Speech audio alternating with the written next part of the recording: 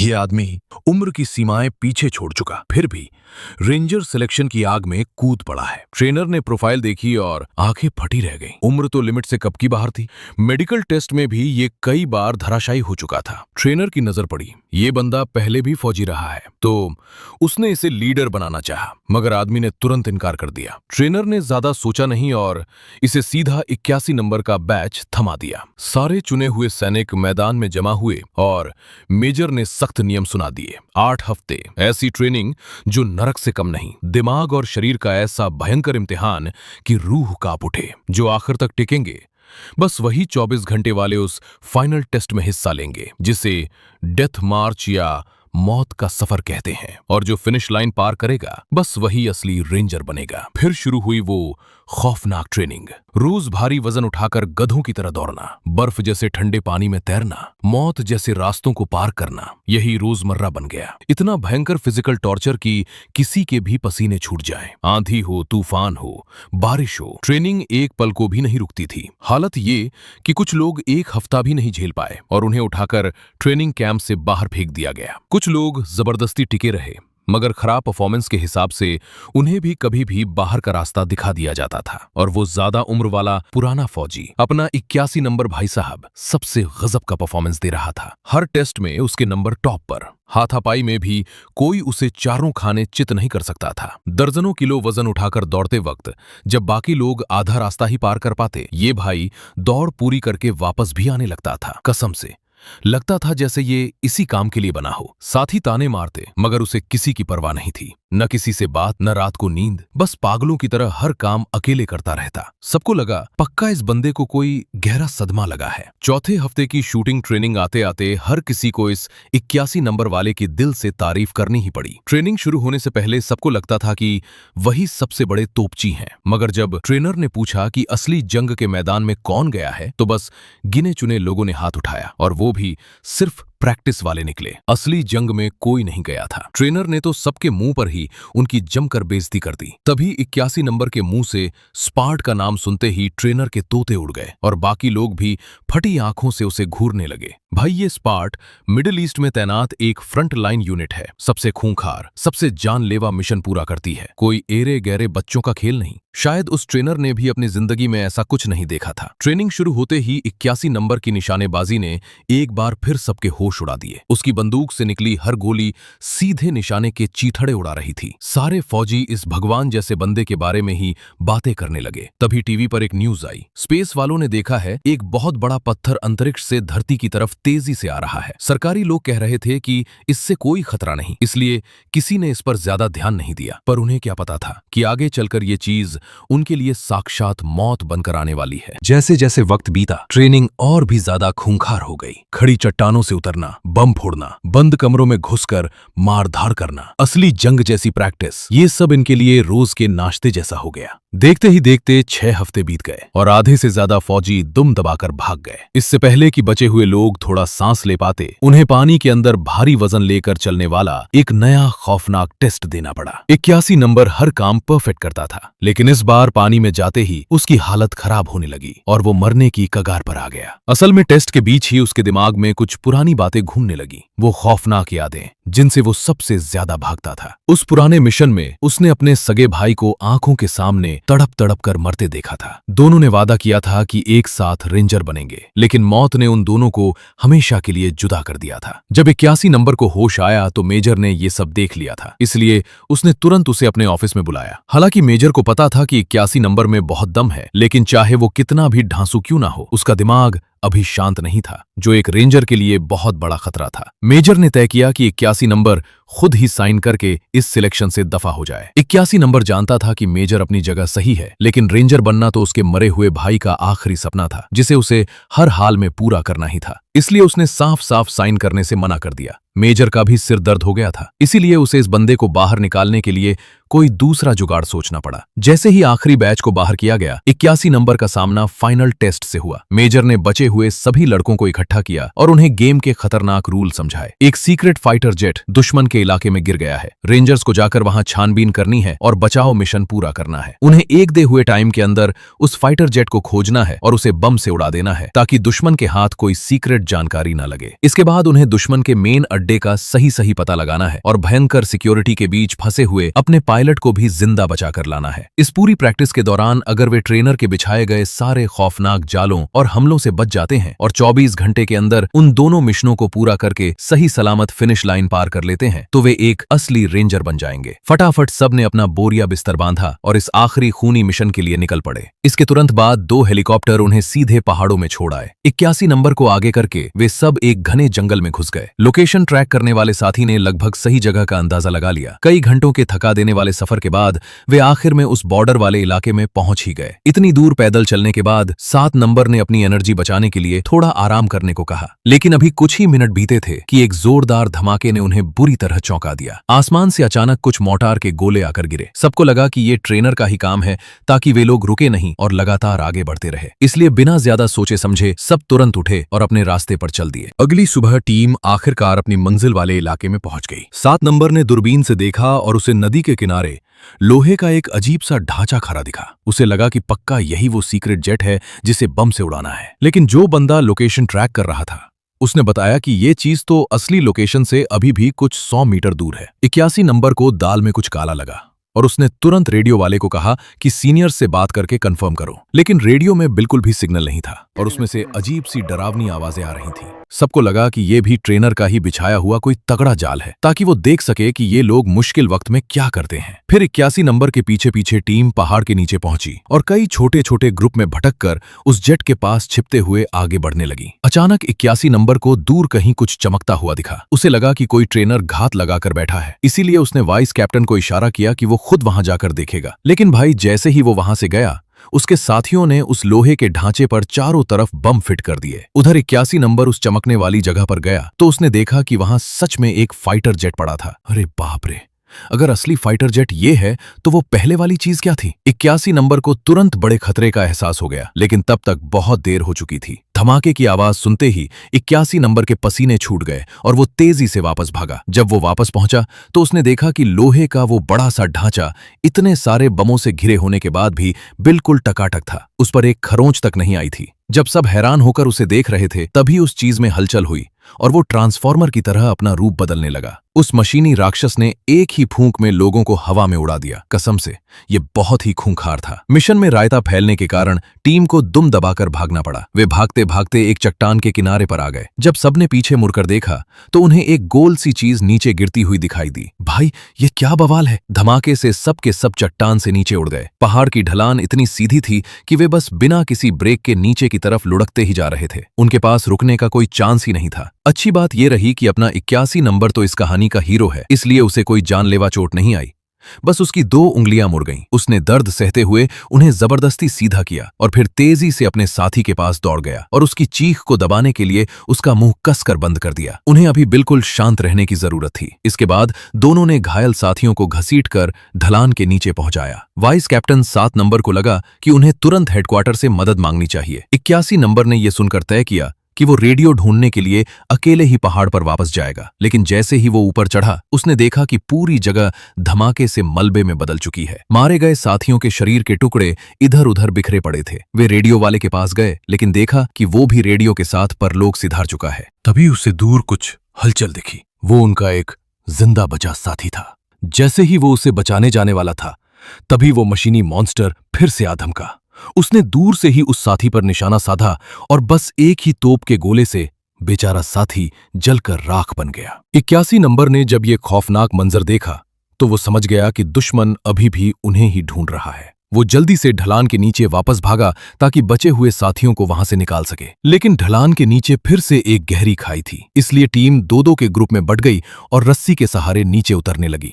81 number सबसे आखिर में जाने वाला था, लेकिन साथियों ने बोला कि वो पहले जाकर नीचे इंतजार करें। उसके बाद घायल पैर वाला वाइस कैप्टन 7 नंबर नीचे उतरने लगा। लेकिन वो आधा ही नीचे उतरा था कि 81 नंबर का कंपास अचानक पागलों की तरह गोल गोल घूमने लगा। उसे खतरे का एहसास हो गया और उसने 7 नंबर को जल्दी करने को बोला। लेकिन अगले ही पल उस मशीन ने अपना रोबोट वाला हाथ निकाला और पहाड़ पर सबसे आखिर में बचे साथी पर निशाना लगा लिया। उस लोहे के मॉन्स्टर को धीरे धीरे पास आते देख सबने जल्दी से अपनी सांसें रोक ली और छिप गए। लेकिन वो बवाल चीज हार मानने वाली कहाँ थी? उसने अपना लाइफ स्कैनिंग मोड ऑन कर दिया। लोग एक कोने में दुबक कर छिपे हुए थे। उन्हें लगा कि वे बच जाएंगे, लेकिन अचानक स्कैनर की लाल बत्ती 7 नंबर के टूटे हुए पैर पर जा पड़ी। हालांकि उस रोबोट के गोले बहुत खतरनाक थे, लेकिन उसका निशाना एकदम पक्का मतला था। सब तेजी से अपनी जान बचाकर भागे, लेकिन अगले ही पल इतनी भारी बमबारी के बाद भी वे किसी तरह अपनी जान बचाकर भागने में कामयाब रहे। वो मशीनी मॉन्स्टर गुस्से में इतना पगला गया था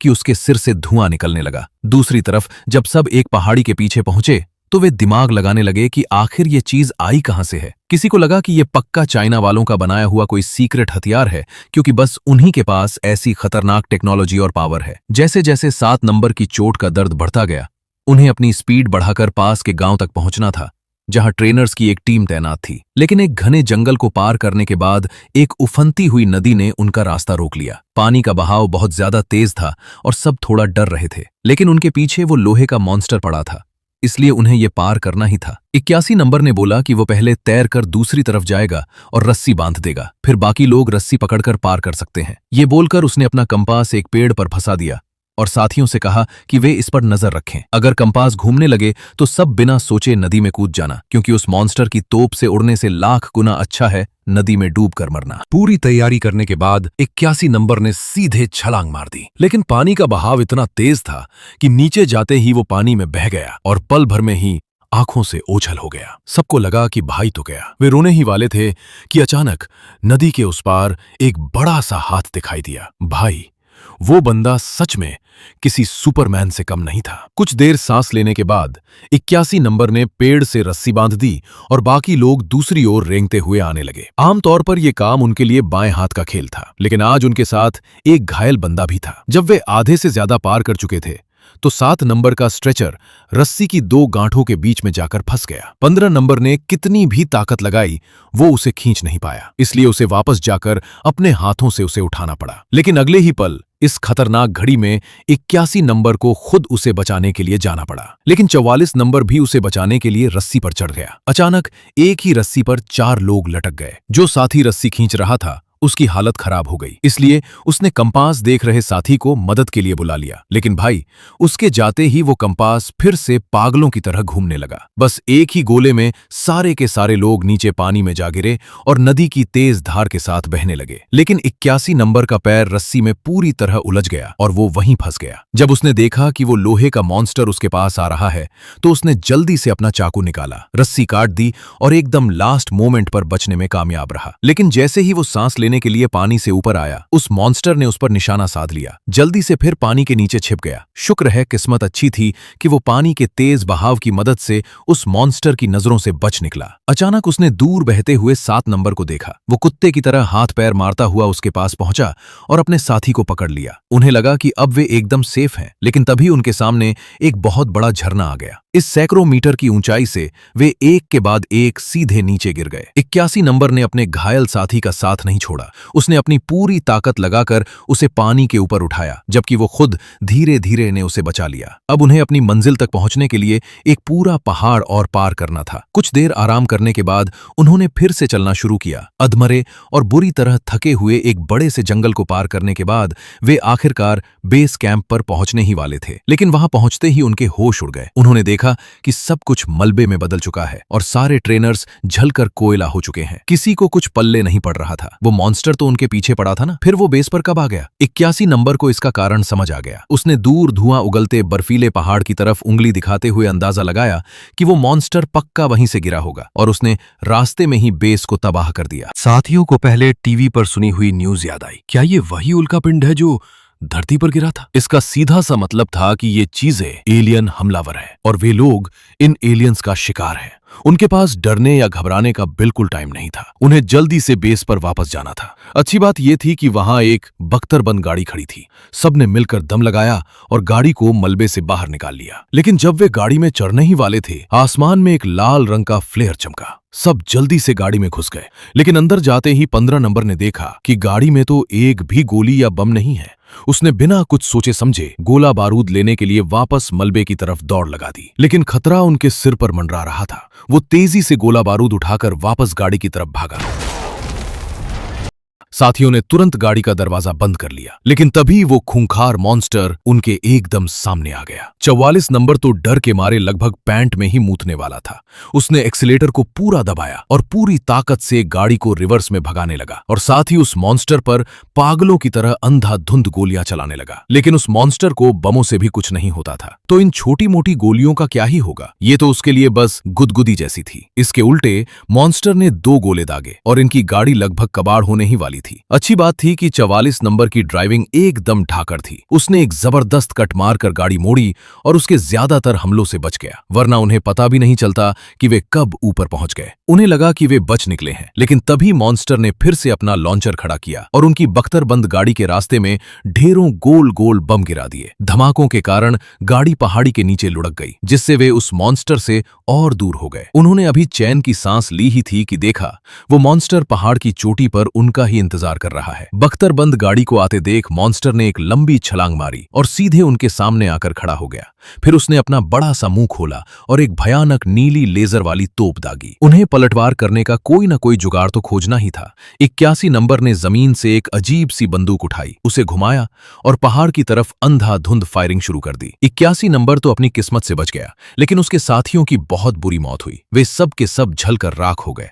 उसने नीचे गिरे मलबे को देखा। उसे लगा कि वो मॉन्स्टर उसी में दबकर मर गया होगा, लेकिन भाई वो तो बस उस मॉन्स्टर का एक छोटा सा पुर्जा था। वो सोच ही रहा था कि तभी पीछे से एक जोरदार धमाका हुआ। पता चला कि वो मॉन्स्टर उस कोने में चला गया था। 81 नंबर जल्दी से छिपा और उसे छिप कर देखने लगा। मॉन्स्टर कुछ तो आसमान में फायर कर रहा था। क्या वो अपने एलियन वाले ग्रह से कोई कांटेक्ट कर रहा था या फिर खुद को रिपेयर कर रहा था? जब 81 नंबर पीछे पलटा तो उसे एक जानी पहचानी बॉडी दिखी। उसने पास जाकर उसे छुआ। 7 नंबर में अभी भी जान बाकी थी। 81 नंबर उसे उठाने ही वाला था कि उसे बख्तरबंद गाड़ी से चिंगारियां निकलने की आवाज आई। एलियन मॉन्स्टर ने भी इसे नोटिस कर लिया और उस तरफ घूरने लगा। 81 नंबर ने जल्दी से अपने साथी को घसीटा और अपनी जान बचाकर भागा। थोड़ी देर बाद ही बहुत तेज बारिश होने लगी। पहाड़ी रास्ता बहुत फिसलन भरा और मुश्किल था, लेकिन फिर भी उसने अपने साथी को मरने के लिए नहीं छोड़ा। आखिर में जब उसके अंदर बिल्कुल भी दम नहीं बचा तो वो वहीं लेट गया और सब कुछ ऊपर वाले के भरोसे छोड़ दिया। वो मॉन्स्टर भी तब तक उनका पीछा करते हुए आ पहुंचा था और अपनी नीली रोशनी से